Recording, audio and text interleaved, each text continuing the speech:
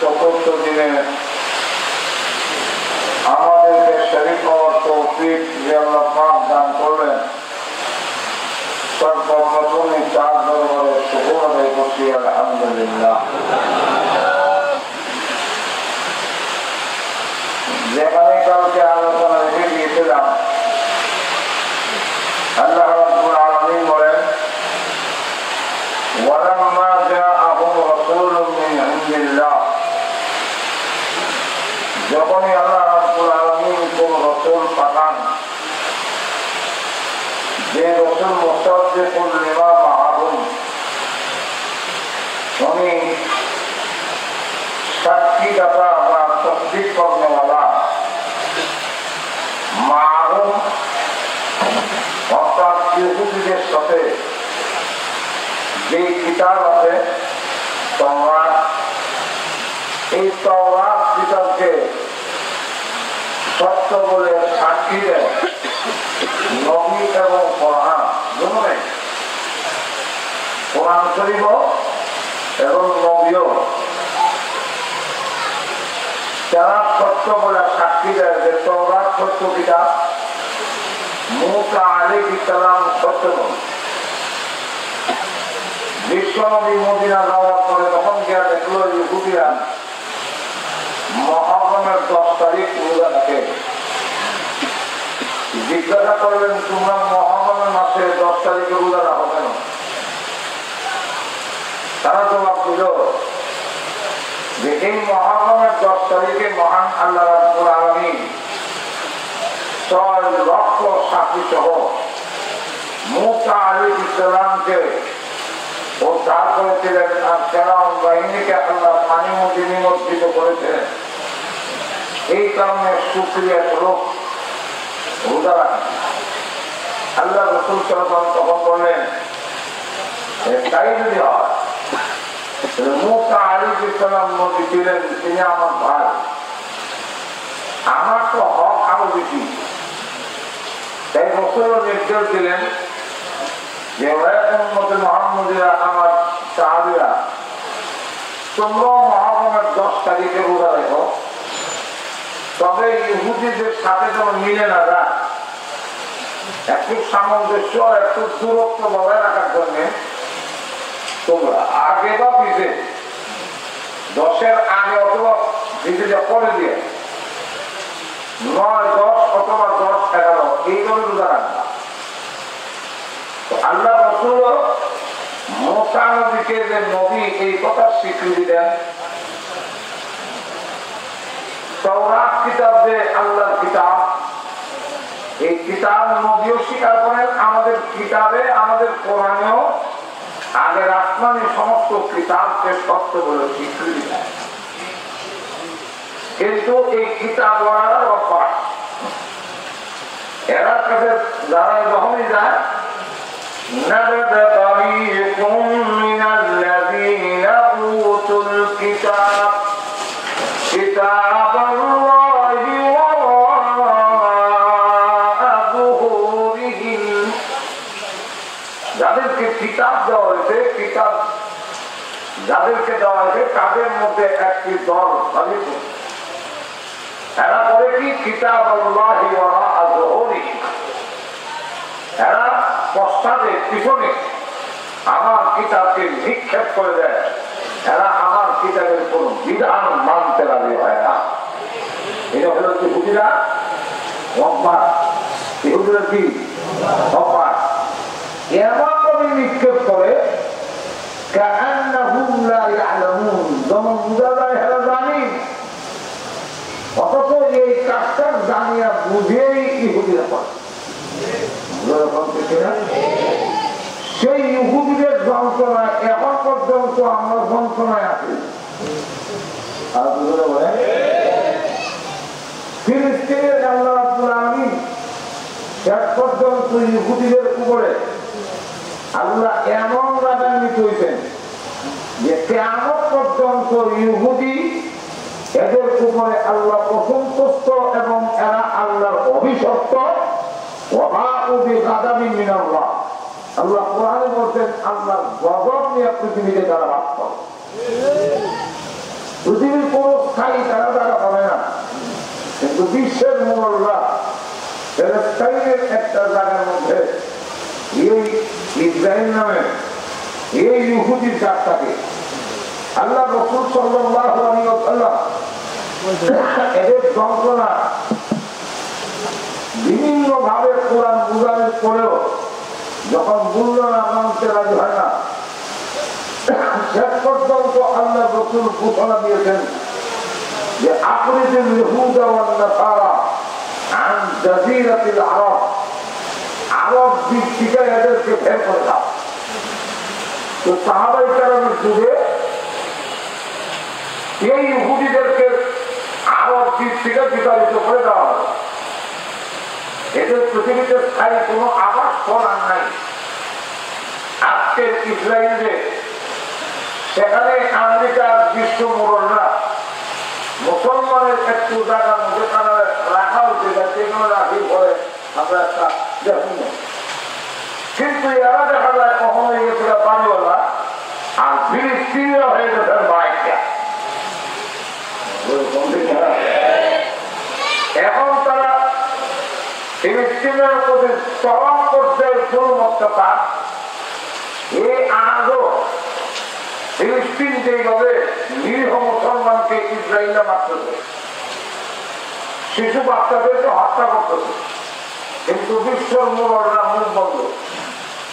আমরা মুসলমানরা আর্জেন্টিনার খেলার লেগে, ব্রাজিলের খেলার লেগে, আর আমরা জার্মানি ভাগ করলো এর লেগে হাজার হাজার টাকা খরচ করা, একবার জায়গা দিচ্ছে 2.5 লাখ টাকা খরচ করে যায়।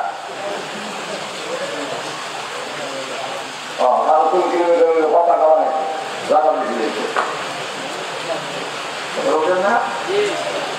কিন্তু দুঃখের বিষয় হল যে ফিলিস্তিন মুসলমানরা কাজ করতেছে, আমরা 10 টাকা খরচ করতে লাগবে।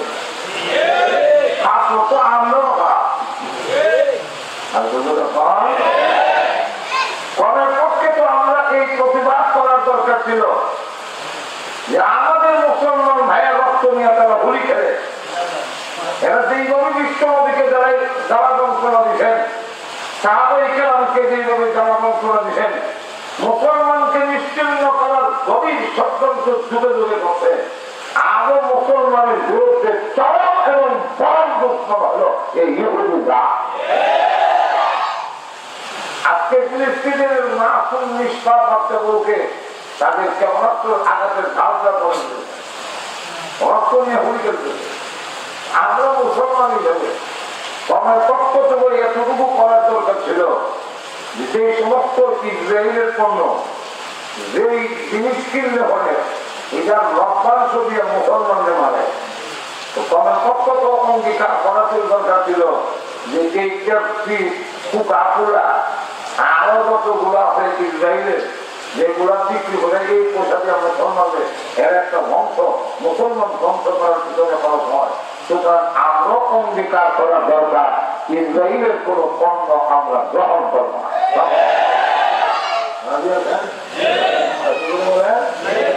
যে আমরা এইগুলা একটা আচ্ছা কুকাগুলা না হলে পেপসি না হলে কিছু পক্ষে এতটুকু প্রতিবাদ করে বিশ্বের মুসলমান করে আজকে বিশ্বের প্রতিবাদ করবেন না কোন মুসলমান নাই। আর না হয় এই কথা বলতো এই অসহায় শিশু বাচ্চা আর নারীদেরকে কেবলমাত্র আঘাতে ধারণা করা কোন অধিকার ইসরায়েলের না। কিন্তু আমরা আমাদের একটু হতে ওই সকলত্ব আর্জেন্টিনার ব্যানার লেগে পতাকা লেগে হয়ে সকল কি করবে আমার করলে ওই দেখে বেশি দিতে হইবে। এই জন্যে আল্লাহ রাব্বুল আলামিন ইহুদিদের কথা বলে তুলছেন। আল্লাহ রাব্বুল আলামিন বলেন, যখন আমি আমার পক্ষ থেকে রাসূল পাঠাই তখন ইহুদিদের এই কিতাব পড়াদের একটি দল আমার কিতাবকে তারা পিছন দিকে নিক্ষেপ করে ফেলে দেয়। এমনভাবে নিক্ষেপ করে যেন এরা এই সম্পর্কে জানি না, বুঝি না, অথচ কাজটা করতে জানি না, তুমি বুঝি না।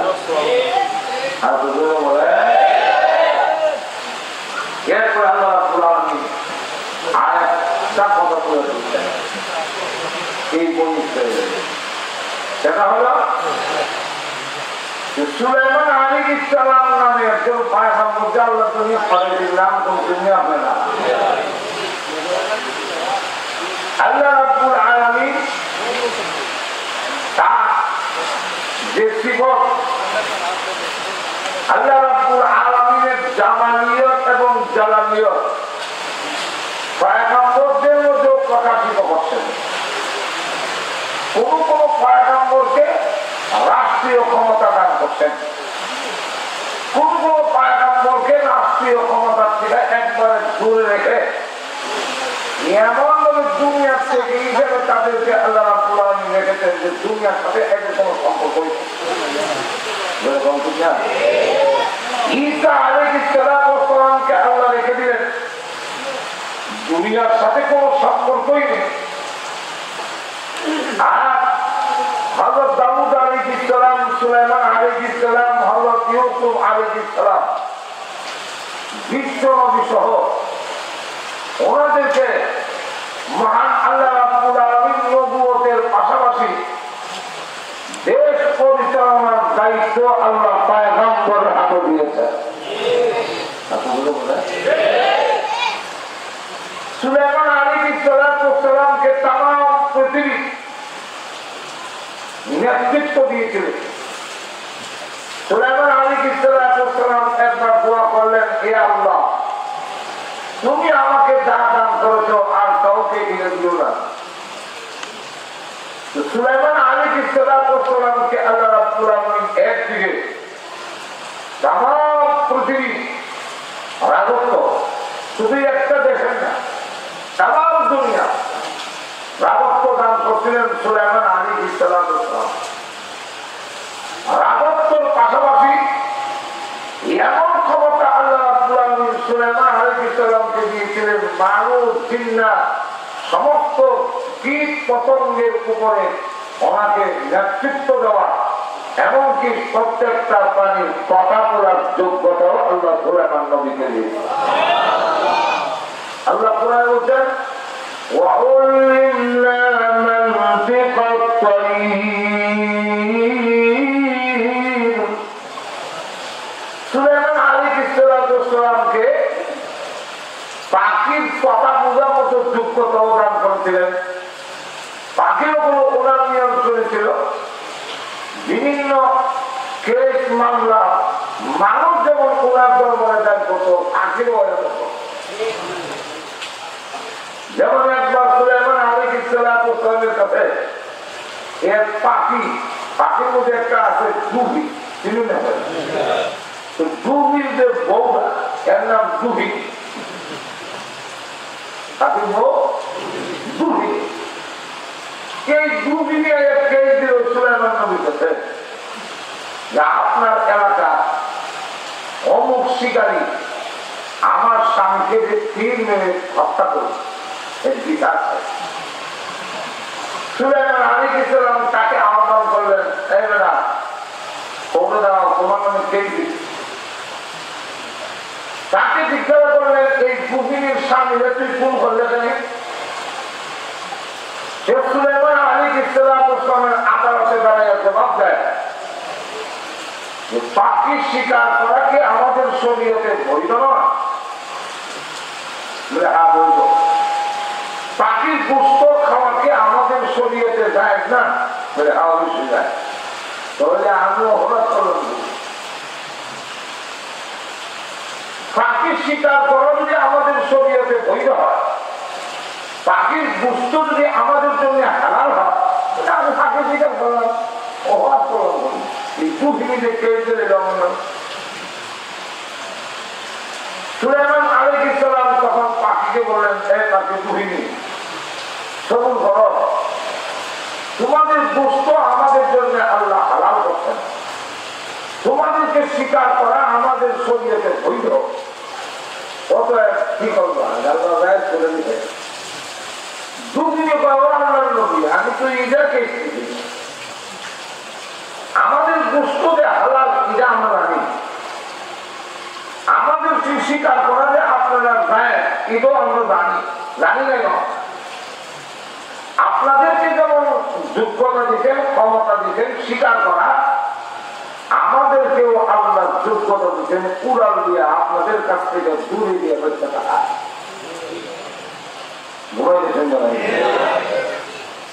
পাখির ডানার মধ্যে স্টার্ট দিতে গেলে কোন ফুল ডিজেল অক্সিজেন লাগে। মোটরসাইকেলে কিক দিলে অনেক সময় ঠান্ডা হয়ে থাকলে 2-4 বার না দিলে স্টার্ট হয়, কিন্তু পাখির দানাগুলো স্টার্ট দিতে গেলে কোনদিন স্টার্ট মিস পায় না। আমাদেরও বেঁচে থাকার মতো যোগ্যতা আল্লাহ দিয়েছেন। আমার কেসটা তো জানে না, আমার কেসটা হইল সে শিকারী, তার আগে তো তীর থাকবে, ধনুক থাকবে, শিকারী যখন তারা রক্ত পারবে না, কিন্তু সে তার তীর এবং ধনুক ও কাপড়ের চলে লুকে দিচ্ছে, আর মাথায় মাগুলি হাতের মধ্যে তসবি, দরবেশের সুরত। মানুষটা হইল শিকারী, সুরত হইল দরবেশের। এই সুরতটা হইল ধোঁকা দেওয়ার সুরত। এমনি মানুষকে আরেকজন আছে ইসলামের লেবাস পরিধান করিয়া মানুষের কাছ থেকে ধোঁকা মনে হইয়া খায়। এরা হলো বাটপার, লম্পট, কিয়ামতের মাঠে আল্লাহর আদালতে অবশ্যই জবাব দিতে হবে। আসলে বাটপার বদমাশ সুরক্ষের হিসাবে নাই। আপনাদের মেয়ের লোক দিয়ে অন্যের বউ দিয়ে এর ভাবতে যায়, বানানা খানা সব বউ দিয়ে তুই ভাবতে চাইবি, আর বলে বউ হয়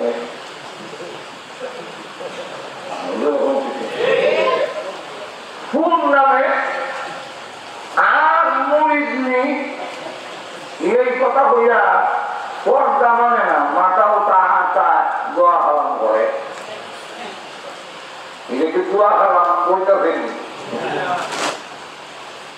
সুরত একটা পরে আরেকটা। এরকমের দূতাবাদ আমাদের সমাজে অনেকে। ইলেকশন আইলে হয় লা ইলাহা ইল্লাল্লাহ, নৌকার মালিক তুই আল্লাহ, পাস করে ফেলে মোল্লা নামে ত্যাগ করে জানো শিখে বিসমিল্লাহ আল্লাহ আল্লাহ বলিয়া বাস করে বলিয়া আল্লাহ নামে বলিলা, আর পাস করে ফেললে আল্লাহ নাম মুভি বদ্ধ করতে হয়। কিন্তু দুঃখ বলে নির্বাচনের সময় হইলে সেটা রাবিয়া বসুরিয়া সেটা, আর আমরা উল্টা হয় ধর্ম ব্যবসায়ী, আমরা কোন ধর্ম ব্যবসা বললাম, ধর্মের কথা আমরা বলি, আমরা ধর্ম নিয়ে ব্যবসা করি। আমরা ধর্মের কথা জনগণের কাছে বলি, ধর্ম নিয়ে কোনো ব্যবসা আমরা চাই। আপনাদের বলেন এখন লক্ষ্য করেন, ধর্ম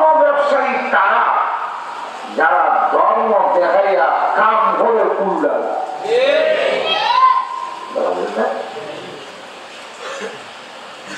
এই দুদিনই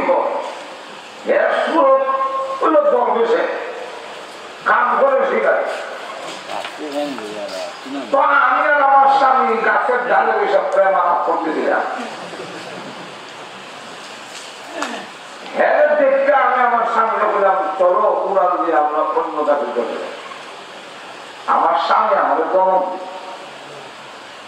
এই যে হোক না এটা দরবেশ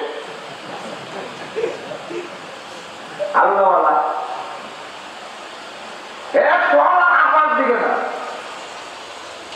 অন্য চিন্তা এমন কিছু আল্লাহওয়ালাও তার জন্মের ঘুরে আল্লাহওয়ালা এখন তোমার আমার শিকারের মধ্যে এই চিন্তা দিকে নেই যদি শিকারি হইতো হাতের তো তীর থাকতো ধনুক থাকতো তীর ধনুক আছে তো আমার স্বামীর কথা আর পুরা দিলাম কিন্তু এর হলো ভয় স্বামীর সাথে কথা বলে মাথা ঘুরে দেখি হেঁটে করে দেখি গাছের নিচে বুয়া হয় জিকির করে তখন 100% বিশ্বাস করলো আমার স্বামীর কথাটাই ঠিক সে একজন আল্লাহওয়ালা দরবে আমরা দিকে খেয়াল তখন তার দিক থেকে খেয়াল হবে স্বামীর কথাগুলো মনোযোগ দিয়ে শুনি আমি কথা বলে সে শুনে সে যখন দেখছে যে আমরা তার থেকে খেয়াল ধরে দিচ্ছি এমনি আস্তে আস্তে তীর আর ধমক ভাই হয়ে যায় এই যে হামলা করলো উড়াল দেওয়ার আর কোন সুযোগ নেই আমার চেষ্টা হইল স্বীকার করো সমাপত্তি নেই কিন্তু কবে স্বীকার সুরত ধরবে এটা গোটা জাতিকে ধোঁকা দেওয়া হয় এই ধোঁকাটাকে না দেয় এই কারণে আমরা করবার সুলাইমান আলাইহিস সালাম কৌশলে রায় দেন আর জিন্দিগিতে কোনদিন কোন লোক কোন শিকারী শিকার করলে বন্দুক থাকলে বন্দুক নিয়ে যেত বন্দুক লুকাইয়া আর ইল্লাল্লাহুরা তাকে স্বীকার করবা এটা হইতে পারে এখন লক্ষ্য করেন সুলাইমান আলাইহিস সালামকে জিন মানুষ পাখি বাতাস সবগুলো ওনার নিয়ন্ত্রণে করে দিয়েছেন পাখির এবং বিভিন্ন প্রাণীর কথা বলার মতো যোগ্যতাও ওনাকে আল্লাহ শিক্ষা দিয়েছেন তাম পৃথিবীর রাজত্ব আল্লাহ রাব্বুল আলামিন ওনাকে দান করছেন তাম পৃথিবীর নেতৃত্ব হযরত সুলাইমান আলাইহিস সালাম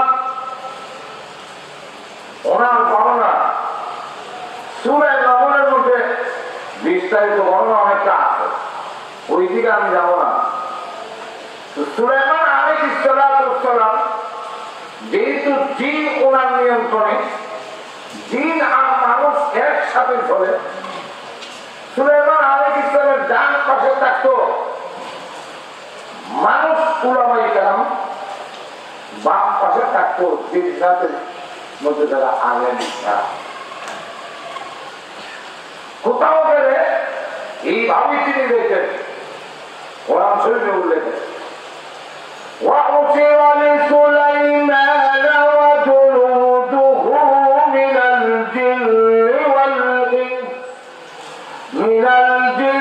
وَالْإِنسِ وَالطَّيْرِ فَهُمْ يُوزَعُونَ সুলাইমান আলাইহিস সালাম কোথাও যাবেন ডান পাশে মানুষ বাম পাশে জিন্নাত উপরে পাখিগুলো জানা প্রহস্ত করে সব প্রস্তুতি দিলেন এইভাবে 3 স্তরে মানুষ ডান দিকে জিন্নাত ছিল বাম দিকে পাখিগুলো উপর দিকে এইভাবে যাচ্ছেন ওনার সিংহাসন একটা বিশাল সিংহাসন আল্লাহ দান করছেন এদের পেট্রোল ডিজেল অক্সিজেন কিছুই লাগে না এটা অটোমেটিক চলে। এমন স্ত্রী যে আমরা এক মাসে একটা লোক একটা দ্রুত গতিতে যানবাহন 1 মাস পর্যন্ত চালাইলে ওনার সিংহাসন এক সকালে উঠতে যায়।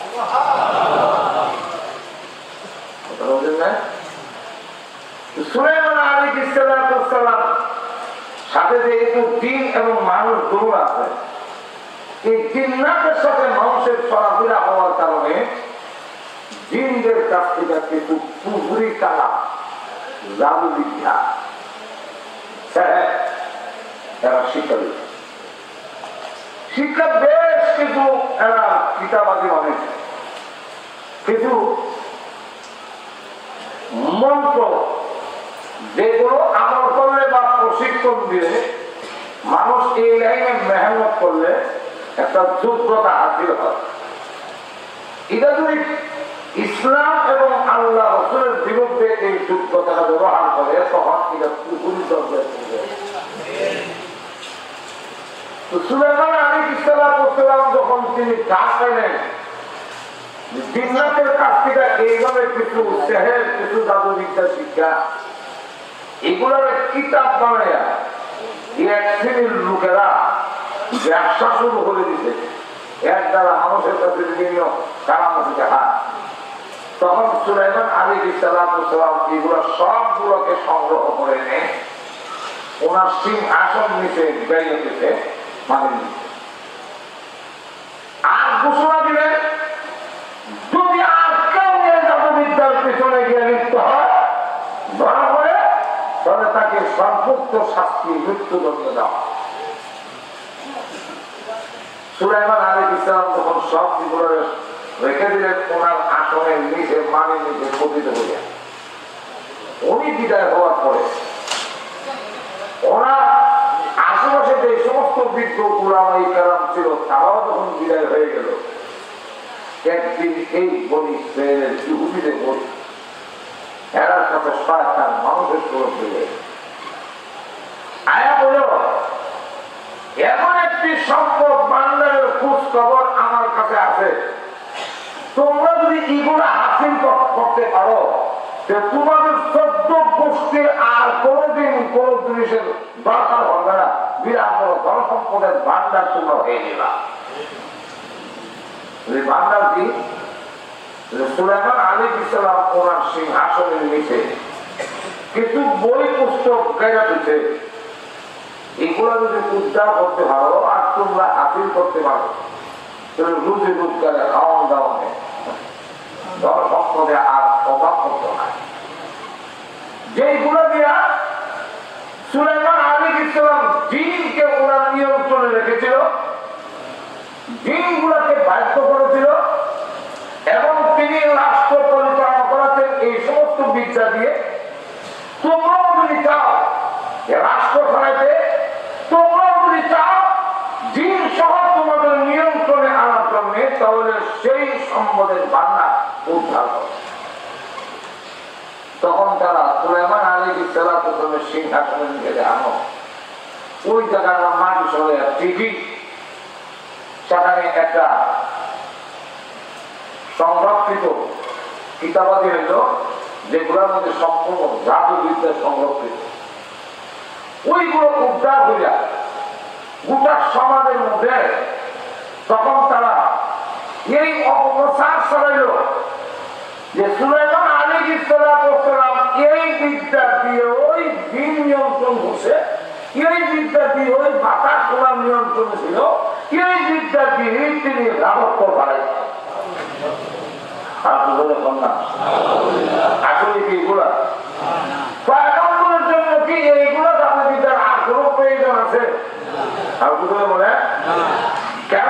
যেহেতু স্বয়ং আল্লাহ রাব্বুল আলামিন ভবিষ্যৎবাণী সব জানান, আল্লাহ রাব্বুল আলামিন সাহায্য করেন, তাহলে পয়গম্বর এইগুলা করার কোনো প্রয়োজন নাই।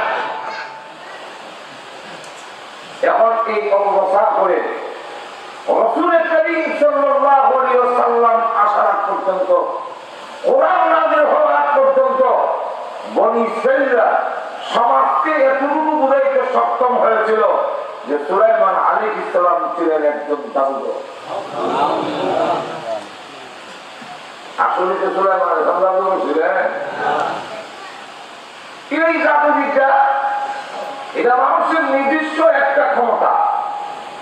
কিছু মন্ত্র আছে, এটা জপ্ত করলে, আয়ত্ত করলে তখন সে এমন কিছু কাজ করতে পারে যারা মানুষের কাছে অসাধারণ। আপনাদের বলেন এটা মানুষের কাছে অসাধারণ। এই জাদুবিদ্যার মাধ্যমে স্বামী স্ত্রীর মধ্যে ঝগড়া লাগানো যায়, এই জাদুবিদ্যার মাধ্যমে একজনের দেহের মধ্যে রোগ ঢুকায় দেওয়া যায়, একজন মানুষের মধ্যে অশান্তি ঢুকায় দেওয়া যায়। এই জাদুবিদ্যার মাধ্যমে একটা ফ্যামিলিকে ধ্বংস করে তছনছ করে দেওয়া যায় এবং মানুষকে ঢুকা দেওয়া হয়। এই জাদুবিদ্যার মাধ্যমে মানুষ দেখবে সাপ মানুষকে রশ্মি দিয়ে, আমরা যখন খাবার খাবো সব খায়, একটু ধান্দা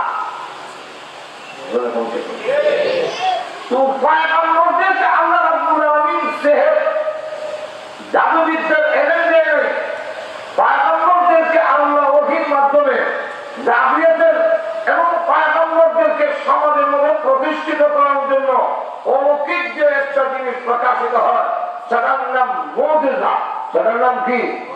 পয়গম্বরদেরকে মুজিজা দিয়েছেন, যেগুলা পয়গম্বরের নিয়ন্ত্রণে নয়, কিন্তু জাদুবিদ্যাটা জাদুঘরের নিয়ন্ত্রণে।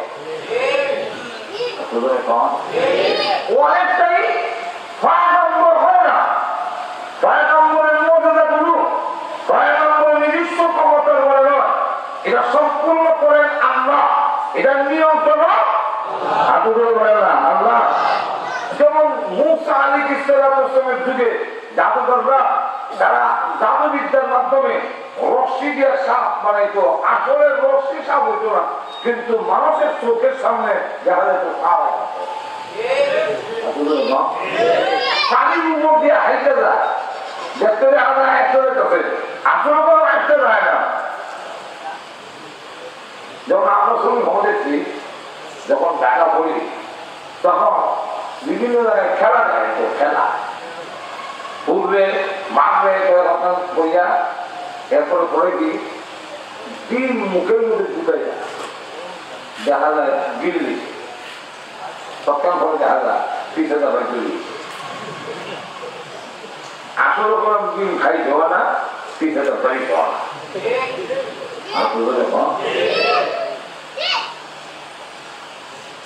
শুধু ভাবা দেখছি এক বছরের শুয়া খাইতে মাথা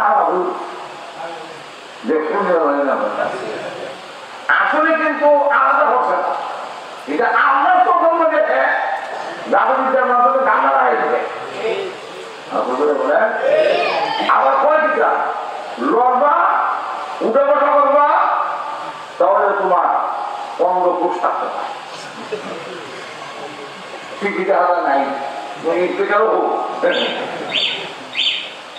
কিরকম কিন্তু ধান্দাবাদী করে, এটার নাম সেহের, এর নাম করে জাদুবিদ্যা। কি বিদ্যা? জাদুবিদ্যা। মূসা আলাইহিস সালামকে আল্লাহ লাঠি দিয়ে দিয়েছেন, যে লাঠি চাললে সাপ হয়ে যায়। এটা কি জাদু না মুজিজা?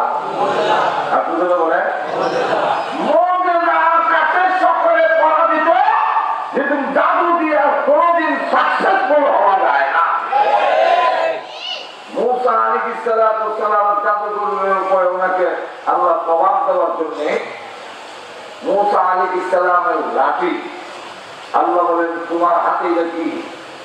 এটা তো লাঠি, আল্লাহ ইয়া আকাল আতাওয়াক্কাউ আলাইহা, লাঠি হয়ে থাকতাম, আতাওয়াক্কাউ আলাইহা, এটার মধ্যে আমি হেলান দিই, ওয়া আহুসু বিহা আলা জানামি, আমি গাছের পাতার লাঠিটা ডালে বাড়ি দিলে পাতা ধরে পড়ে আমার প্রক্রিয়া থাক। ওয়ালিয়া ফিহা মাআরিবু উখরা, আল্লাহ এটা আরো অনেক কারণ। কেন এই লাঠি তো আসলে লাঠি নয়, এটা জান্নাতের একটা গাছের ঢাল। অনেক কাজ, এই অনেক অনেক কাজ হইবে কি তাফসীরে মুজিবুল কোরআনে লেখেন, এটা একটা হইল উনি যখন রাস্তা দিয়ে হাঁটেন, লাঠি ওনার সাথে আছে, এই লাঠি ওনার সাথে কথা বলে, সালাম দেয়,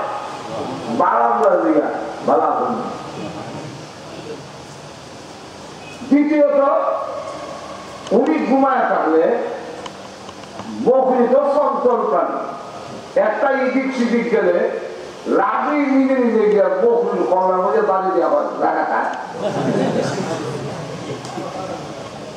3 নম্বর হইল উনি যখন লাঠিটা পানির মধ্যে ফেলে রাখে, ঘুম থেকে উঠতে দেখে লাঠির মধ্যে আঙ্গুর আপেলের সরল। এই কারণে মুসাফি বলতেন ওয়ালিয়া ফিহা মাহাবিবু উখরা, আরো অন্যান্য খাবার। আল্লাহ বলেন তাহলে এটা একটু শান্ত আর ফিহা, এটা একটু শান্ত তো শাকসে বলুন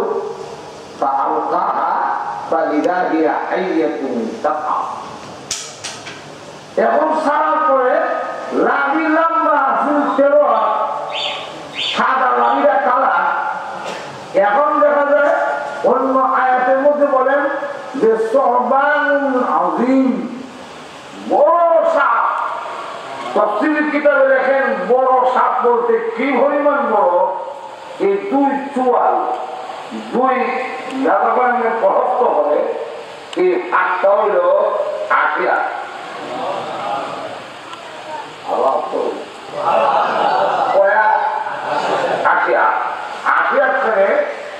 ফেরাউন যে সিংহাসনটা বইত, এটা 80 টুকরা, এটার মাপে একটা যেই সাপের মুখটা 2 জায়গায় সুয়ালের মাঝখানে 80 বড় হয়। কত বড় তো মানুষ আর এখন এত বড় সাপ হইল, কিন্তু এটার বৈশিষ্ট্য হইল বড় সাপ ধরতে হয়, ধরতে হয় না, বইলে গেলে যায়। কিন্তু আল্লাহ কুরআনে বলেন ফাইদা হিয়া হাইয়াতুন তাসআ, এটা এমন দম মানে চুল মাথা শুনতে যায়, চুল মাথা খাবো না।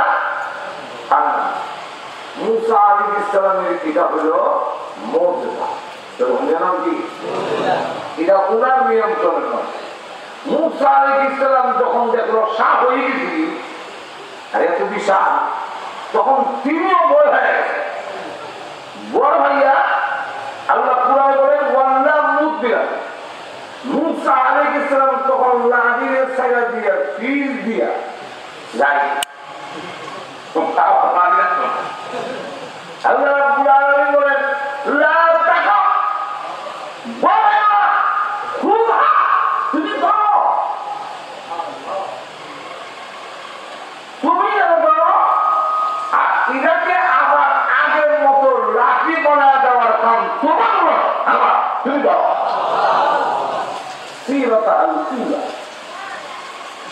তো আল্লাহ যখন বলছে ধরো, ভয় পাই না, আবার আগের মতো লাঠি আমি মারি, তো আবার 10 বলে তখন বলে ইদহা ইলা ফিরআউনা ইন্নাহু তাগা, তখন তুমি ফেরাউনের কাছে যাও, এটা লইয়া এত জাদু বিদ্যায় বলে কেন থেকে হেঁটে যাবে তারা। মুসা সংবাদ আর ফেরাউন কয় তোমার লাঠি সামলাও, আমাকে বুঝতে দাও, তাতে বুঝি কো। কারণ বুঝবো কার সাথে, তার প্রধানমন্ত্রী ছিল, ওটার নাম হামান। কি হামান রে, যখন দুষ্ট। আপনার দেশেও দেখবেন প্রেসিডেন্ট যে থাকে বা মূল ক্ষমতা যে থাকে, এক চাইতে আশেপাশের যে আমরা দুষ্ট পাশে যে হামান, এটা হলো দুষ্ট। এরপর এটা তো জাদু, জাদু চলছে আমরা দেখব। জাদু দিয়ে যখন মোকাবেলা করবো, তারা হতাই নাকি ভাবি এটা ভাবো। 2 ভাই ছিল, তারা সকল জাদুঘরের উস্তাদ, জাদু শিখায়। এরা দুজনের কাছে গিয়া বলল মুসা নামের যে দরবেশ, লাঠি দিয়া যাবো দেখায় মারবানি তার মোকাবেলা করতাম এরকম দোষ বেশ কেনার নাই টাকাও নাই এখানেও ভয় হয় জানে নিশ্চয়ই কোন কিন্তু কিন্তু আচ্ছা আপনারা যান আমরা দুইটা জানাবো আন্দোলনে ভাতা এই দুইজনে গিয়া বাবার কবরের কাছে অনেকটা চিল্লা চিল্লা হলো আব্বা মুসা আমরা খাইল উনি আমরা মতো জাদু করবি তার রাজির মধ্যে যে ক্ষমতা জাদু ক্ষমতা নেই যদি জাদু ক্ষমতা হয় তাহলে আমরা দেখবো আর যদি জাদু না হইয়া অন্য কিছু হয় তাহলে আমরা মাছ খাই অনেক চিল্লা চিল্লা করার পরে কোনো লাভ পাইছে না হইয়া তখন রাত্রে ঘুমাইছে বলে স্বপ্নে দেখে বাপে স্বপ্নে বলতেছে বাবা মুসা নদীর লাঠির মধ্যে যে ক্ষমতা এটা কি না জাদু আরে মজা পরীক্ষা করতে যদি চার লাঠিটা চুরি হয়ে যায় দেখ লাঠিটা চুরি হন যায় যদি লাঠি চুরি করা যায় তিনি বুঝবেন তিনি জাদু কর আর যদি লাঠি চুরি করা যায় তাহলে বুঝিস আমরা ভয় নম্বর ভয় নম্বরের মৌকা সেহের আজাদু দিয়া করা যায় না এখন তারা লিখতে হচ্ছে মুসলমানের লাঠিটা কেমন চুরি হচ্ছে একদিন টাকায় দেখে মুসলমানের লাঠির পাশে রেখে ঘুমাই তারা বল এই হলো সুবর্ণ সুযোগ সেহের জাদু যারা এটা নিয়ন্ত্রণ জাদুঘরের কাছে এক মেহনত করুন লাগে তন্ত্র মন্ত্র করুন লাগে এরপরে তন্ত্র মন্ত্রের মন্ত্রতে একটা হয় আর মজা এটা 5 নম্বরের নিয়ন্ত্রণ হলো আল্লাহ শ্যামলা বসে মোসান বুঝে ঘুমাই দিচ্ছে তুমি দুটা মন্ত্র করলেন না থামছে তুমি দেখো এই শুধু লাঠি চুরি হয়ে যায় লাঠির দিকে যায় আর মোসানদের দিকে খবর হয় মন্তব্য করে আর হঠাৎ করে এই দিকে যখন লাঠির সাহ হয়ে যায় হঠাৎ করে কোনো জিনিসের তার ভয় লাগে দিচ্ছি এইদিকে যখন দেখতেছে মোসানদের দিকে মন্তব্য করে আজকে তখন শুনছে দেখে লাঠি সাহ হয়ে গেছে এখন দুটো মোজা হাওয়াইয়া দৌড়ার পর মাপ ছায়া জিন্দিকে দোয়া থাকা তারা দুজন জায়গায় দিল আমরা পাপা তখন 70,000 জাদু বলবে থাকে তারা রশ্মি দিয়া জাদু মন্ত্র হইয়া তন্ত্র মন্ত্র হইয়া এরপরে ধান্দা লাগাবে বাস্তবে এটার কিছুই নেই এটা হলো রশ্মি মানুষের আকলে সব খায় আর মুসানবীর যে রাজি করছিলাম কৃত্রিম কোনো সব খায় এবং গেছে ময়দানে 70,000 জাদুঘর একদিকে দাঁড়ালো মুসা একদিকে দাঁড়ালো লাগিয়ে ওরা বলে জাদুঘরের নিয়ম হইল উভয় পক্ষে প্রতিযোগিতা হইল জাদুঘরের মোকাবেলা করতে পারে কিন্তু জাদুঘর মজেদার মোকাবেলা করতে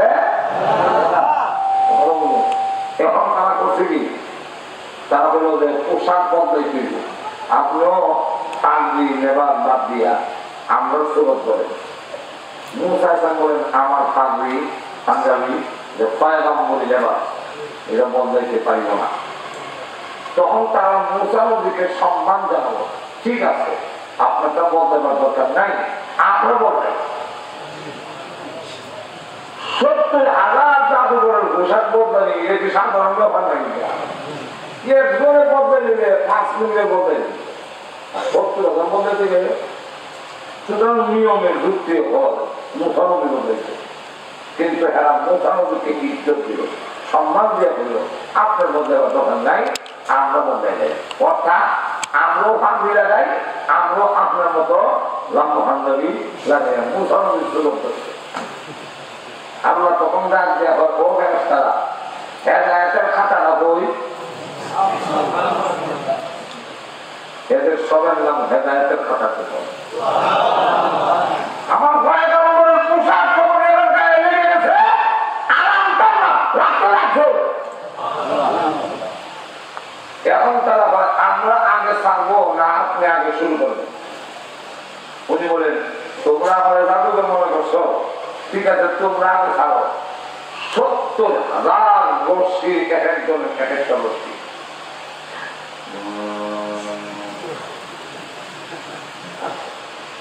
আর 70,000 সাপ হয়ে গেছে দেখো সাপ না মুসা আলাইহিস সালাম বিসমিল্লাহ বলে দাঁড়িয়ে থাকছে ইদার সাপ হয়ে একটা টান দিছে 70,000 বর্ষি সাপ সব দৌড়ে গিয়ে মুসা নবীর সাথে সঙ্গে সঙ্গে তারা সাথে করে আল্লাহ ঘটনা বয়ান করতে বলে সব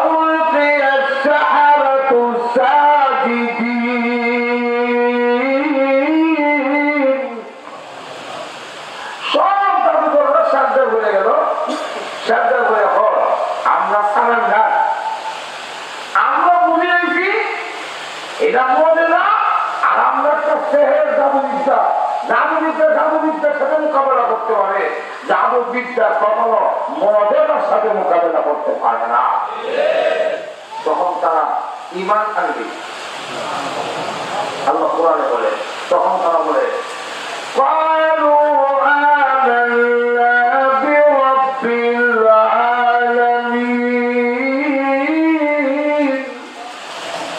তারা বলে আমরা ঈমান আনলাম ওই আল্লাহর প্রতি যিনি তামাম জগতের পালনেওয়ালা এখন আমার ভিতরে ভিতরে ধারণা এলো যে ফেরাউন তো প্রায় আনারাব্বুকুমুল আ'লা এলে আমার মনে করে যে আমরা এর প্রতি ঈমান আনছি এতে ডাক্তার ব্যাখ্যা দেওয়া হয় তুই রাব্বুল আলামিন না রাব্বি মূসা ওয়া হারুন হারুন এবং মূসার যে রব সেই রবের প্রতি আমরা ঈমান আনলাম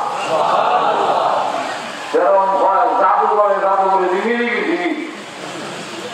হুমকি দেয় ثم لأقطعن أيديكم وأرجلكم من خلاف ثم لأصلبنكم أجمعين এই জাদুকররা মূসার সাথে হাত মিলিয়ে নিত জেনে রাখো তোমাদের ডান হাত বাম পা বাম হাত ডান হাত এইভাবে বিপরীত দিক থেকে কেটে ফেলা দেওয়া হবে এবং তোমাদেরকে ফাঁসির কাছে ঝোলানো হবে এই কথা যখন হুমকি দেয় তখন সমস্ত জাদুঘর আগে ছিল ঈমান আনছে কেন জবাব দেয় হে ফেরাউন শোনো আমরা এখন বুঝিয়েছি আমরা সত্য জিনিস আমাদের সামনে সুস্পষ্ট হয়ে গেছে যে আমরা যা করি এটা সব সব জাদুবিদ্যা আর মূসা আলাইহিস সালামের যে ক্ষমতা এটা তার নিজস্ব নয় এটা তার কোন নিজস্ব মন্ত্রের কারণে নয় এটা সম্পূর্ণ আল্লাহ দান থেকে মুজিজা তাই আমরা উপলব্ধি করে ঈমান এনেছি আর ঈমানের নূর আমাদের ভিতরে ঢুকে গেছে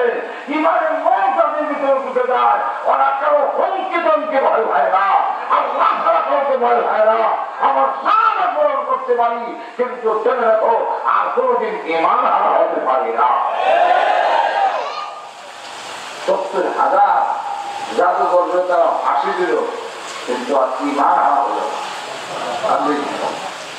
এখন লক্ষ্য করে সুলাইমান আলাইহিস সালামের এই জাদুঘররা দলিল দেয় যে সুলাইমান আলাইহিস সালামের কাছ থেকে আমরা এগুলা শিখছি আর সুলাইমান আলাইহিস সালাম জাদুবিদ্যার মাধ্যমে এত বড় রাজত্ব করাইছে এবং রাজত্ব করার সময় সব সুলাইমান আলাইহিস সালাম জিন্নাত সব নিয়ন্ত্রণ ছিল এই সব জাদুবিদ্যার কারণে এবং জিন্নাতরা সমস্ত তাদের একটা ধারণা হয়ে গেছে জিন্নাতের সাথে চলাফেরা করার কারণে যে গায়েব জানে জিন্নাতের গায়েব জানে এই ধারণা এই বিদ্যা এখনো আমরা দেশে চালু আছে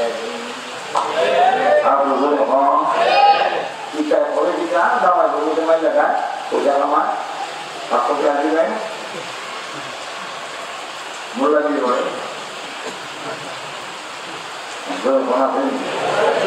জামাই বলতে মাই লাগাই দিব জামা ঢুকতে দিব আপনার মেয়ে এরকম করে দেখবো কিরকম বিভিন্ন কাজ। এবং আমাদের সমাজে এমনও ধারণা আছে যে জিজ্ঞাসা গায়ের জানে কিরকম ধারণা আমরা সমাজে এখনো এক শ্রেণীর লোক আছে। এরপরে আইলে দেখা যায় কোমানো হাজার বয়ে দিন দেখতে আনে দিনগুলো দেখতে আনে আইনের করে দিঘায় রাজা তেমন দিঘায় 20 টাকা পাস করা লাগে যদি হয় তাহলে যে হোকে দিনকে দিঘায় কেন পাঠ করবো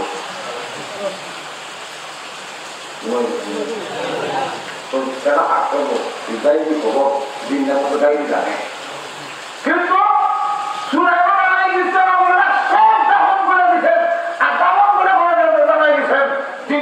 কোন গায়েবের খবর জানে না। যদি গায়েবের খবর জানতো সুলাইমান আলাইহিস সালাম একটা মসজিদ বানিয়েছে যে নাম দিঘা বাইতুল মুকদ্দাস বাইতুল মুকাদ্দাস বাইতুল মুকদ্দাস না এই বাইতুল মুকাদ্দাস মসজিদ বানাইতেন বড় বড় পাহাড় থেকে পাথর আনছে তখন সময় কাঠ নাই লরি নাই তখন সময় আরেকটাকে মান জানে ইংলিশে বলে পানি কাটে যদি কিনা বলে না না বল বুঝেন না আটকা দেওয়া যায় আমরা তখন টানে গাড়ি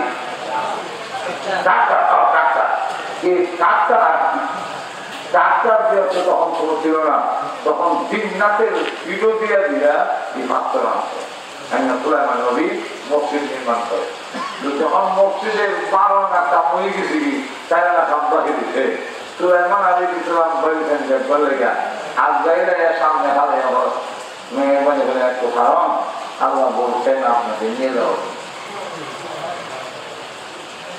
সুলাইমান আলাইহিস সালাম বলে আপনারই এই জিন্নাতে যে কাম করে এটা পৃথিবীর অবাধ্য এখন যদি আমি না থাকি তাহলে একটাও কাম করতো না আল্লাহ ধরেন বাকি কামার গুলো তুমি আল্লাহর কাছে করো আমি যাইতে কোনো আপত্তি নাই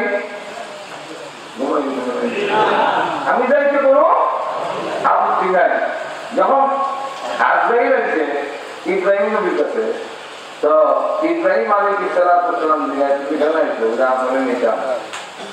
আল্লাহর দিঘাও চান বন্ধুকে বন্ধুর মৃত্যু কামনা করে কোনদিন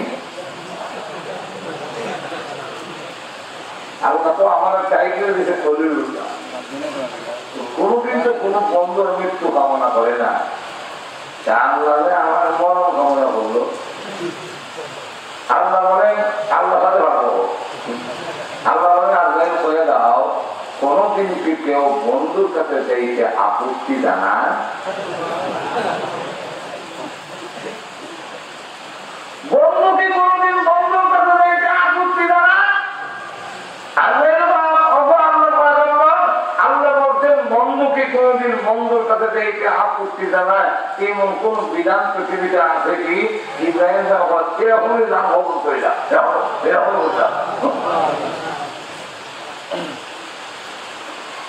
এরকম সুলাইমান আলাইহিস সালাম বলেন আল্লাহ আমার জন্য না আল্লাহর কাছে মসজিদের জন্য বলো কিছুদিন পরে আমার নেওয়া হোক আল্লাহ বলেন আল্লাহ বানাই দিচ্ছেন মসজিদ আল্লাহ পুরা বরণ না ভবন কোরআন ব্যাপার আপনি কি হবে বলে হ্যাঁ তোর একটা কাজ করো বলে কি আমি লাঠির উপরে ভর দিয়া দাঁড়াবো আর আমার মুবাই করবা কিন্তু আমার দেহের মধ্যে মৃতের কোন আলামত যেন প্রকাশিত না হয় এটা বলা আল্লাহর কাছে এই দরখাস্ত করার পরে আল্লাহ দরখাস্ত দিল পুরানো করে না এবং লাড়ির মধ্যে ধাক্কা দিয়ে আর তিনি গালেন আর দেখতে দেখা যায় বেরিয়ে দিনটাতে একটা বই না লাড়ি ধাক্কা দিয়ে হাত বেরিয়ে হবো ভেঙে দিচ্ছে খুব দ্রুত গতিতে কাম সাইরা যখন সুলাইমান নবীর জাহে যখন পুনরা দিছে লাঠিদের মধ্যে আমাদের লাঠি নষ্ট হল। এখন তারা পরীক্ষা করে দেবে কেন বলে গেছে কি আমরা কোরআনে বলেন তা আসলু মিংসা আকা মিংসা আসল উলু উলু হুকা লাঠি গুলি দেবে উলু হুকা খায়া শেষ করে দিবে। আর ডাক্তার দিতে লাঠিতে গুলি দিবি। এখন বিশেষজ্ঞ করা হয়েছে যে কত হাজার উলু হুকা কতদিন খাইলে সুলেমান নবীর লাঠিটার গুলি দেখাইতে পারবো। এটা পরীক্ষা করে তারা দেখছে বিশেষজ্ঞরা 22 বছর লাগছে। 22 বছর আল্লাহ আপনাদের দোয়া। ওই তখন জিন্নাতে রাখো ইন্না লিল্লাহ উনি নাই আজকে না 22 বছর আগে বিদায় হয়ে গেছে। ওই কাম করলাম বেলা আল্লাহ কোরআনে বলে জিন্নাতেরা তখন বলে لو يعلمون الغيب ما لبثوا في العذاب المهين যদি আমরা গায়েব জানতাম لو يعلمون الغيب যদি আমরা গায়েব জানতাম তাহলে ما لبثوا في العذاب المهين এই মাটিটা বড় বড় পাথরটা মসজিদ নির্মাণ করা এই অপমানজনক শাস্তির মধ্যে আমরা থাকতাম না। কোন দিন হয়ে গেলাম বললে সুলেমান নবী নাই এই কথা তো আমরা এলে বলি না।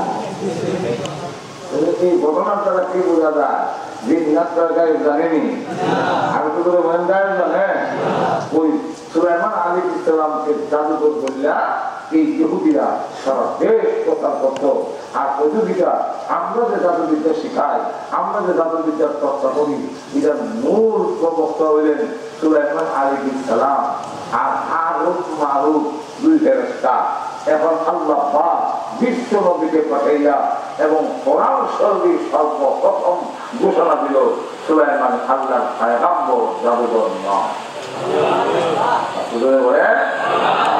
ওই কথাটা এখন থেকে শুরু হয়েছে সেটাও নেই না অসুবিধা হয়েছে।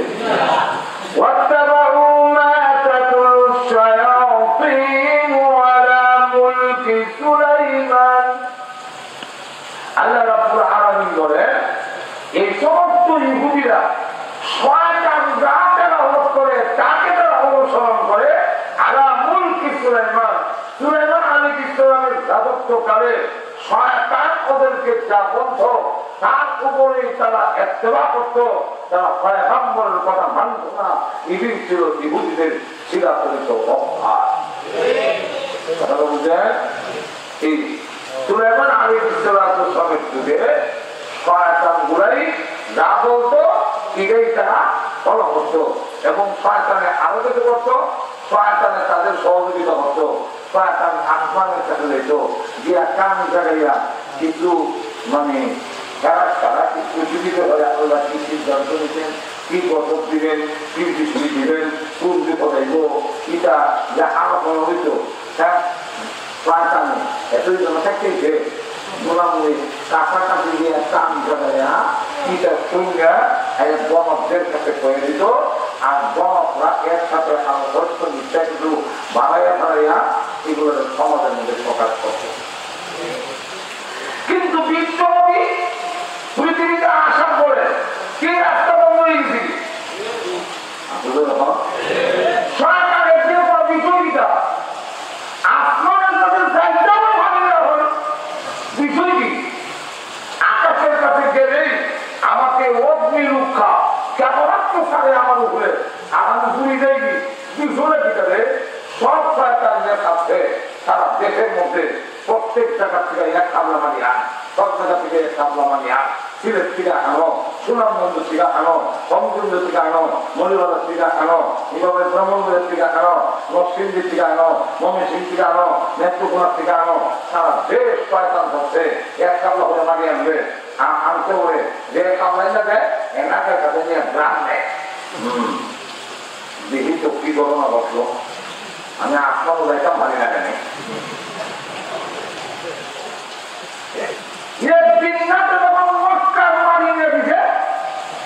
এ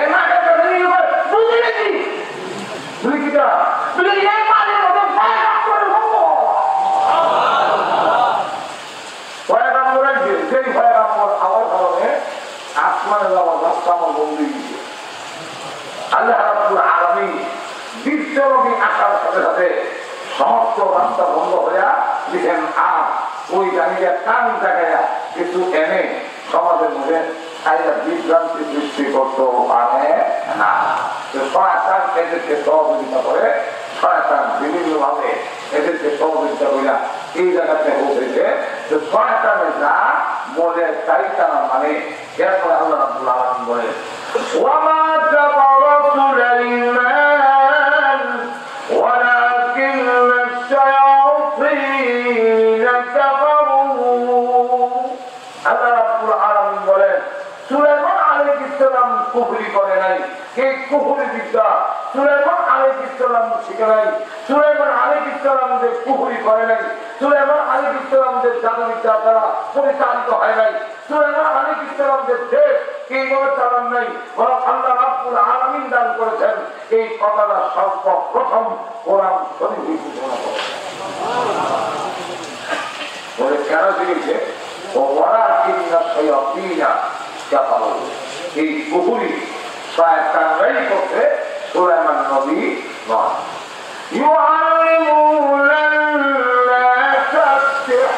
মানুষকে সেহের জাদু বিদ্যা শিক্ষা দিত।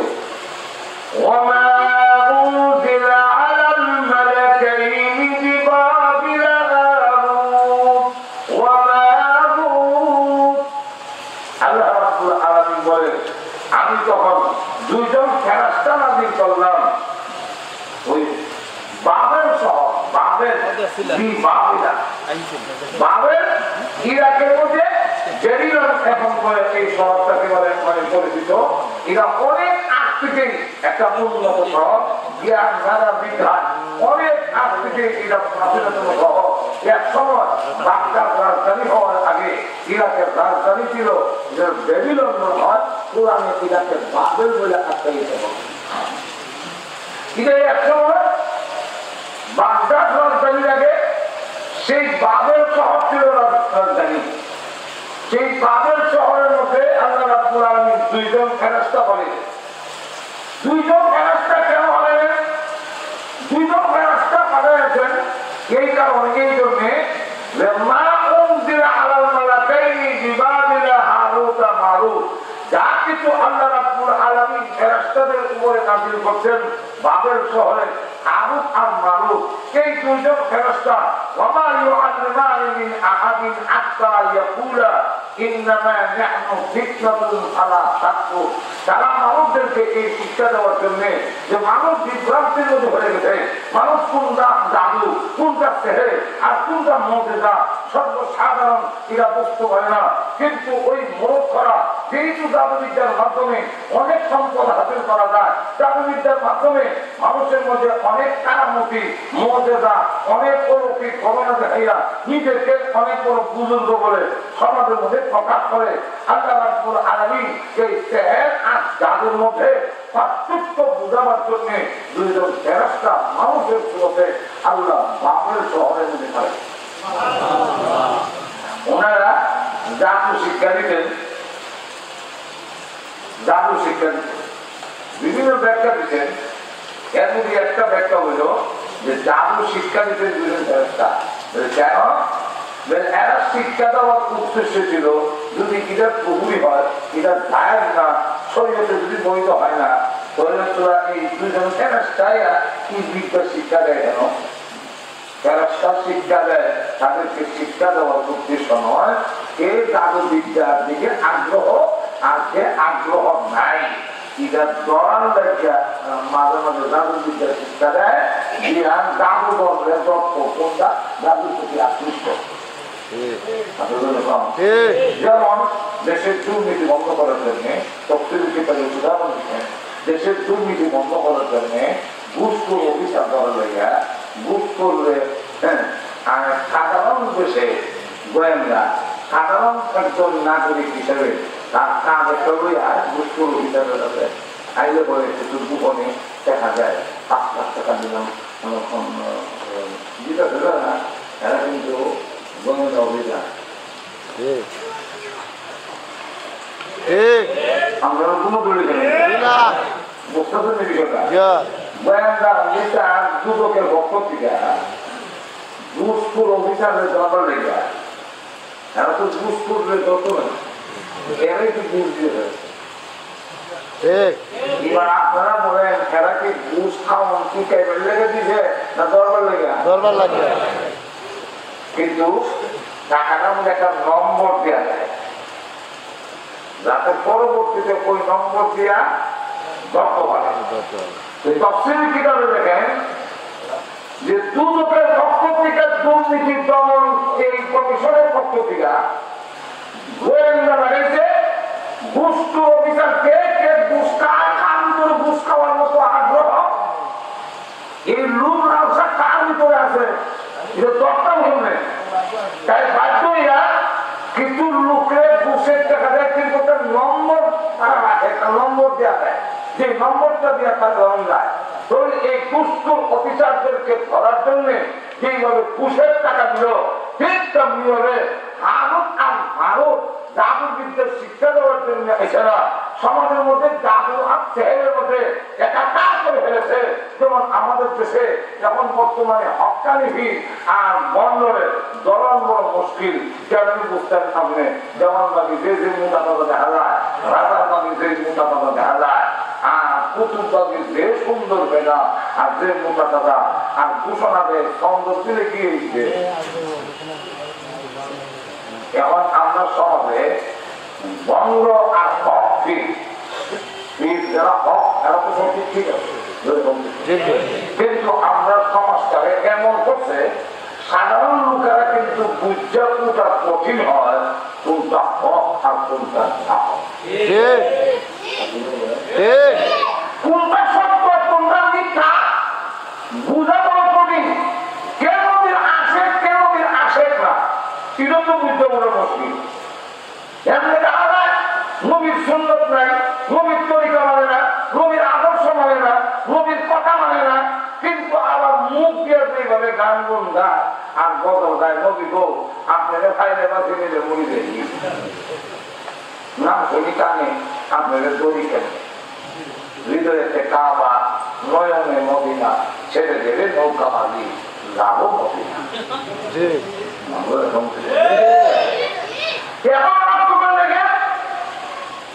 এইভাবে আর আরেকবার আর পাবলিকে বুঝাবার জন্য যেভাবে লম্বা আল্লাহ হয় আমরা যতই করব বাবা কথা বই কোরআন বই পরে কিছু সমালোচনাও হয় তফসিল করলে দিচ্ছে একবারও তো মৃত্যু করে না কোনো মৃত্যু কথা না। তো আমরা তো বললি দূর করলাম সাল্লাল্লাহু আলাইহি সাল্লাম মওলানা মুহাম্মদ দূর করছিলেন ওই গীতা পড়া হয় না কোনটা করতাম লম্বা আল্লাহ বললে ভুলে ভুলে বললে আমরা দেশের পাবলিক মনে করে নিবেদন নদী আসে আর আমরা শুদ্ধ হলে বললে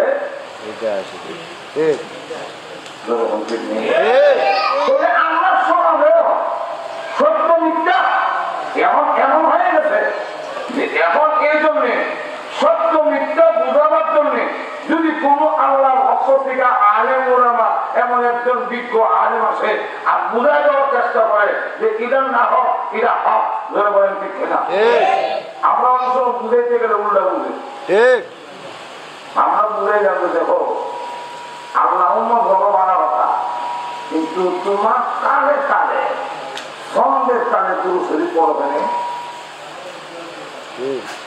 সন্ধ্যের মধ্যে করে না খাইলে না দিও বিবানিসি মন্দিরে আমার আর দিও না যন্ত্রণা বলে যদি হইতাম যদি যাইতাম সোনার মদিনা এখানে আমার খাই লাগায়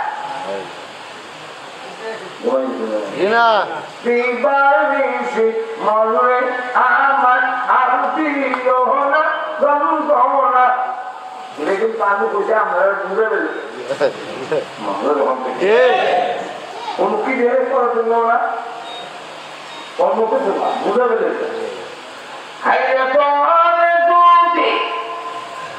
बांगला हाईवे पूछे बड़ा होता दोनों के बिना কিন্তু দূর যাবে তো আমি হাইওয়ে লাগাতে পারি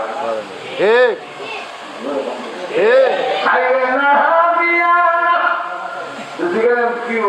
হাইওয়ে বাংলা আর আরবি দূরে মাঝখানে পত্রিকা ঢুকে যায় এখন বুঝাইতে না হইয়া সেদিকে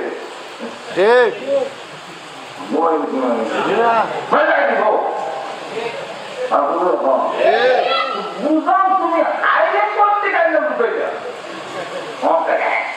একটা এই কারণে আল্লাহ রাব্বুল আলামিন দুইজন ফেরেশতা বানাইছেন মানুষের সুরতে। এরা আসলে মানুষ না, এরা ফেরেশতা, কিন্তু মানুষের সুরতে বানাইছেন।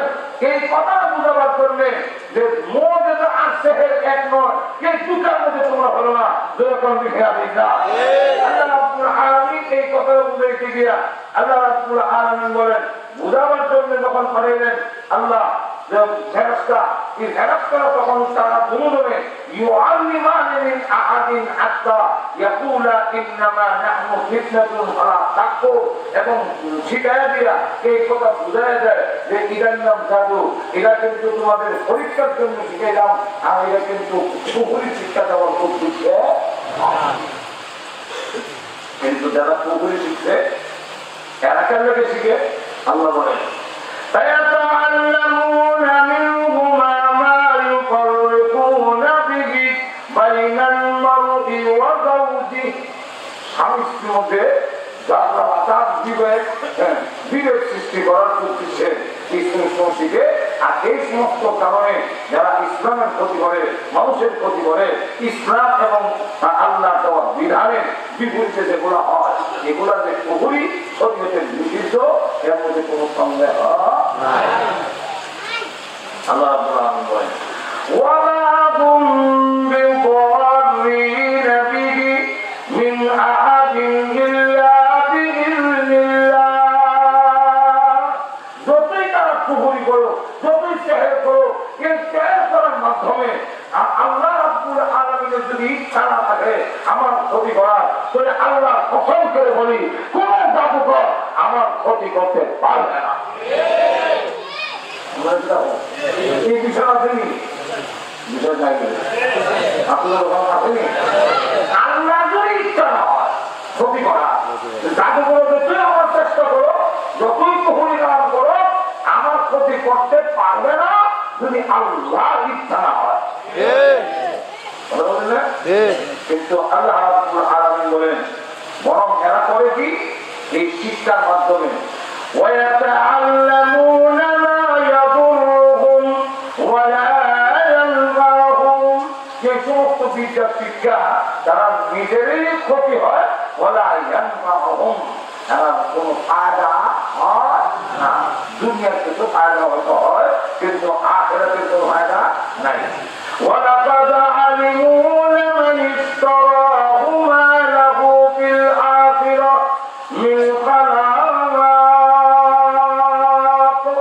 আল্লাহ রাব্বুল আলামিন বলেন ওরা জানে যে সমস্ত কুফরি কালাম করার কারণে আমাদের সমাজে অনেকে এরা বুঝে যে আমি যে এই কুফরি কালাম খোঁজা এরা নামায় বলতে দরকার লাগাইনি, আমি যে কুফরি কালাম খোঁজা এবার ক্ষতি করে দেবো, স্বাস্থ্যের জন্য পেরেশানি হবে, তার জাদু করার কারণে তার ঠিক শক্তির মধ্যে আমি একটু ব্যস্তম করলাম, হয়তো আমার ভালো হয়ে যাবে।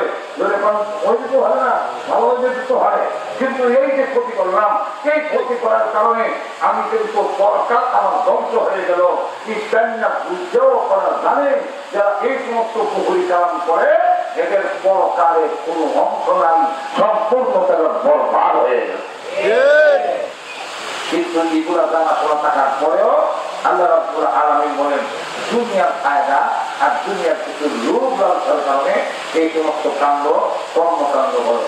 ওয়ালাবিসা মা শারাউ বিহি আনফুসাহুম, আল্লাহ রাব্বুল আলামিন বলেন এরা নফসের এই সমস্ত ব্যাপারে যাতে করলো, নফসের দেখলো, এরা কিন্তু একটা মন্দ কাজ, এরা ভালো কাজ করে নাই। আল্লাহ রাব্বুল আলামিন বলেন লাউ কানু ইয়ালামুন, যদি এরা জানতো, তাহলে বুঝা গেল জানে না, যদি এতদিন বুঝা যায় জানে না। আর আগ্রা সকলের জানিয়ে দুনিয়া ঠিক আছে জানা দুই রকম, এলেম দুই রকম, এক এলেম তার এলেমের ফায়দা দেয়, আর এক এলেম হলো তার ভিতরে এলেমের দ্বারা সে উপকৃত হতে পারে না। এই কারণে আল্লাহ রাসূল বলছেন, তোমরা আল্লাহর কাছে ওই এলেম পাও যে এলেম হলো এলমে নাফে, যে এলেম ফায়দা করে এরকম এলেম দাও। কোন লোক আছে তার এলেমের কারণে তাকে এলেমে তার তলবের মধ্যে প্রমাণিত করে, আসল করে তার এলেমে তার গুনাহ কামতিরা তাকে হেদায়েতের পথ দেখায়। আর কোন লোক আছে এলেম স্বীকার করেও এলেমে তার তলবের মধ্যে কোনো আসল করতে পারে না, এলেম স্বীকার করেও আকাম সুকামে পুরানো লড়ি দেওয়া হয়।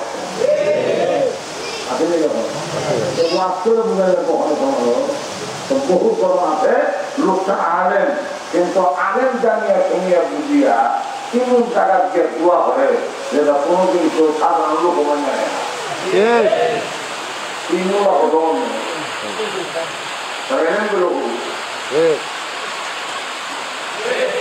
কথা বলছেন না? তুমি লক্ষ্য করে দেখে এলেম দুই রকম। এই কারণে আল্লাহ রাসূল আমাদের বলছেন, তোমরা আল্লাহর কাছে এলেম চাইও, ওই এলেম যে এলেমে ফায়দা হয়, যে এলেম নাফে হয়। এই জন্য আল্লাহ রাসূল বলছেন, আল্লাহুম্মা ইন্না নাসআলুকা ইলমান নাফিআ, এমন এলেম আল্লাহর কাছে চাও যে এলেম নাফে হয়। এই জন্য আল্লাহ রাসূল বলছেন, আর হাদিসে বলছে, মানুষ যখন পৃথিবীতে মারা যায়, আবু হুরায়রা থেকে বর্ণিত হাদিস, ইদা মাতাল ইনসান ইনকাতা আনহু আমালুহু ইল্লা মিন সালাসা, মানুষ যখন পৃথিবীর থেকে মরে যায় তখন তার আমল বন্ধ হয়ে যায়, কিন্তু তিন দলের আমল বন্ধ হয় না, মরে গেল তার আমল বন্ধ হয় না। এর মধ্যে এক দলের হইল ইল্লা মিন সাদাকাতিন জারিয়া, যারা সৎকার জারিয়া করে যায়, সে পৃথিবীর থেকে বিদায় হয়ে গেল, মসজিদ করলো, মাদ্রাসা করলো, ভালো কাজ একটা চালু করে গেল, এতিম মুসাফির খাওয়ার জন্য তার জায়গা করে দিয়ে গেল। এরকম কাজ যদি করে এই লোকটা পৃথিবীর থেকে বিদায় হয়ে গেল, এই নেক কাম যতদিন চালু থাকবে ততদিন তার আমল নামায় সুরান যেতেই থাকবে, বন্ধ হবে না। দুই নম্বর দলটা হল আল্লাহ রাসূল বলে আল ইলমিন ইউনতাফাউ, ওই এলেম যে এলেমের কারণে মানুষ উপকৃত, যে এলেমের কারণে তার এলেমের কারণে সে মৃত সঠিক পথে পরিচালিত হয়েছে, আর তার এলেম দ্বারা অন্যরা উপকৃত হচ্ছে, অন্যদের আমল সংশোধন হচ্ছে, নামাজ শিখছে, কোরআন তেলাওয়াত শিখছে, যেরকম শিখছে না। এই তার এলেমের কারণে মানুষ সঠিক পথের সন্ধান পেয়েছে। এই আলেম পৃথিবী থেকে বিদায় হয়ে গেল, তার মাধ্যমে যত লোক আলেম হইল, যত লোক কোরআন শিখলো, যত লোক হাদিস শিখলো, যত লোকের আমল ঠিক হইল, যত লোকের আকীদা ঠিক হইল, ওনারা যত কোরআন আছে একটা অংশ ওই আলেমের খবর কিয়ামত পর্যন্ত নিয়ে বলতে থাকবে। কিন্তু আল্লাহ রাব্বুল আলামিন বলেন লাউ ইয়ালামুন, যে বলছেন যে এলেমে বলছেন যে এরা জানিয়া শুনিয়া, মানে এলেম আছে ঠিকই, কিন্তু এই এলেমটা তার কলবের মধ্যে প্রভান্বিত করতে পারে না, এলেমের কাছে ওই দিকে লাগিত করতে পারে না। আর এখানে যে বলছেন লাউ ইয়ালামুন, এরা জানে না, এরা ওই জাতের এলেম যে এলেমে কোনো ফায়দাও হয় না। ফায়দা হওয়া এলেম যদি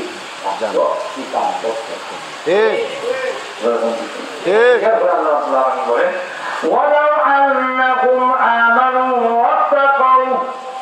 যদি ওরা ঈমান আনবিত, ঈমান আনত, ওয়াত্তাকাও, আর আল্লাহকে ডরাইত, আল্লাহ রাব্বুল আলামিনকে ভয় করত, তাহলে লা মাসুবাতুম মিন ইনদিল্লাহি খায়র, আল্লাহ রাব্বুল আলামিনের কাছে অনেক উত্তম প্রতিদান তারা হইতো, জাদুবিদ্যার মাধ্যমে যা পাইতে এর থেকে ২০ গুণ বেশি পুরস্কার জান্নাত তারা পাইতো আল্লাহর কাছ থেকে। যেরকম ঠিক না? আল্লাহ রাব্বুল আলামিন বলেন লাউ কানু ইয়ালামুন, সেই এলমে নাফি যদি হয়, সেটা যদি ভালো করে উপলব্ধি করতে পারে, তাহলে অবশ্যই এর দ্বারা ফায়দামন হবে। আল্লাহ রাব্বুল আলামিন আমাদের সকলকে তৌফিক দান করুন, সঠিক পথে পরিচালিত হওয়ার। আমিন ওয়া আখদাওয়ানা আলহামদুলিল্লাহি রাব্বিল আলামিন। দুরূদ শরীফ পড়ি। আল্লাহুম্মা সাল্লি আলা সাইয়্যিদিনা মাওলানা মুহাম্মাদ ওয়া আলা আলিহি ওয়া আসহাবিহি ওয়া সাল্লাম। اللهم صل على سيدنا ومولانا محمد وعلى آله وأصحابه وبارك وسلم. أستغفر الله إن الله غفور رحيم. أستغفر الله إن الله غفور رحيم. الحمد لله.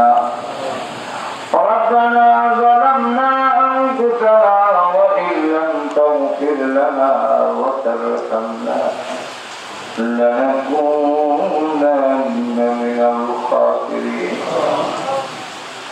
ربنا اغفر لنا ولوالدينا رب ارحمهما كما ربياني صغيرا رب ارحمهما كما ربياني صغيرا رب العالمين সারা জীবনের গুনার বোঝা মাথায় নিয়ে আল্লাহ গুনার উপর লজ্জিত আর শর্মিন্দা হয়ে আল্লাহ কোন বান্দা বান্দি যদি তার গুনার প্রতি লজ্জিত হয়ে যায় তুমি নাকি তাকে মাফ করে দাও তোমার রহমতের সাগরে জোশ উঠে যায় আল্লাহ আমরা আমাদের গুনার উপরে লজ্জিত হয়ে গেলাম আল্লাহ আমরা গুনার উপরে শর্মিন্দা হয়ে গেলাম আল্লাহ সারা জীবনের গুনার বুঝে মাথায় নিয়ে হাত বাড়াইলাম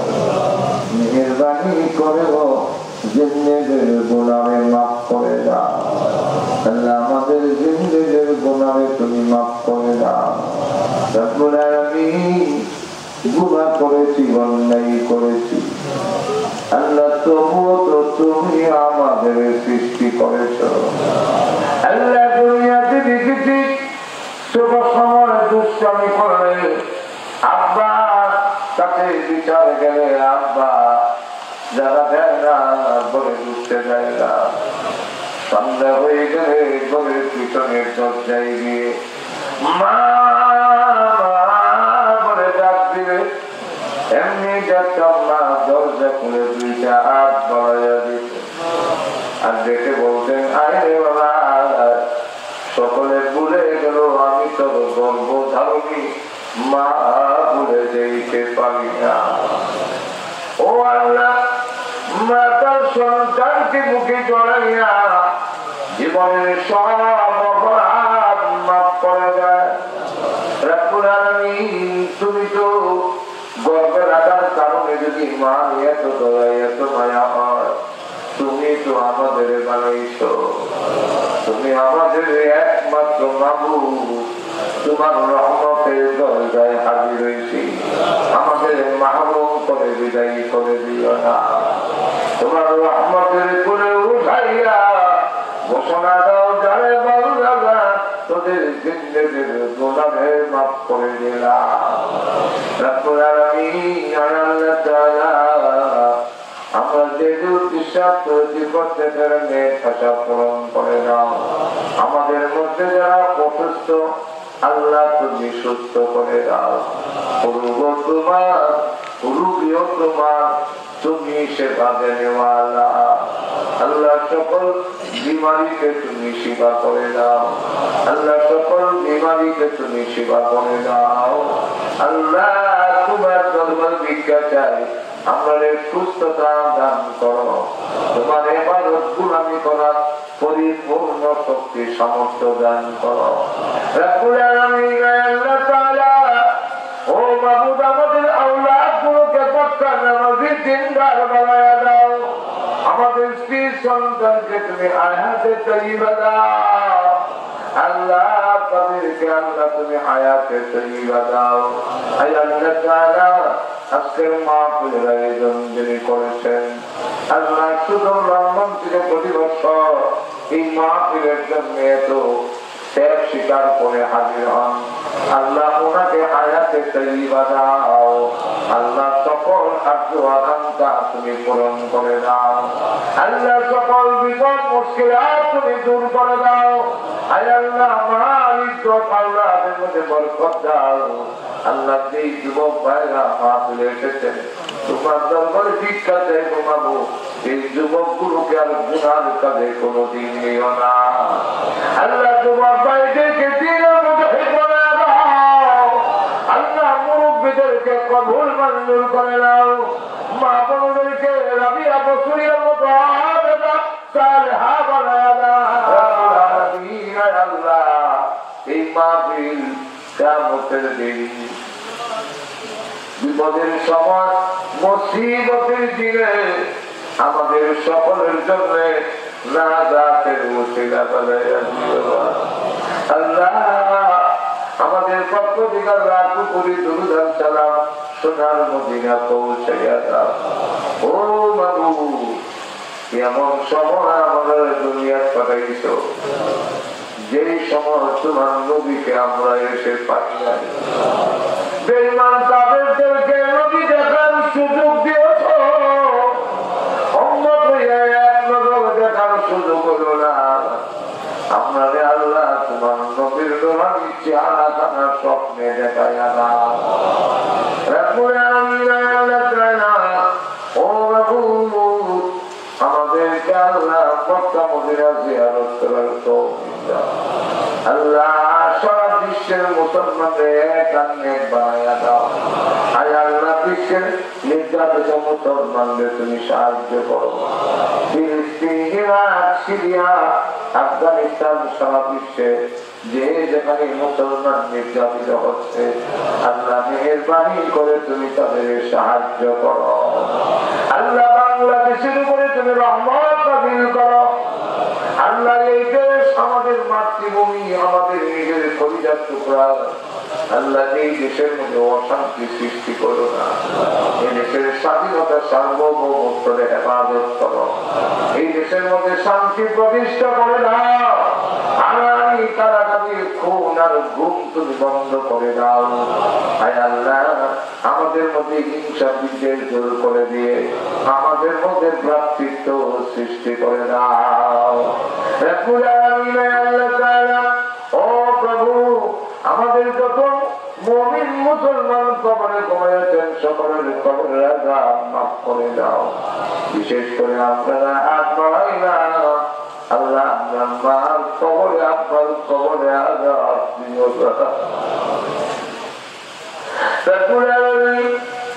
আব্বা তো নিজে ভালো জিনিস না খাইয়া সন্তানের মুখে তুলে দিয়েছে, ভালো কাপড় পরিধান করলো না, সন্তানের জন্য রেখে দিয়েছে।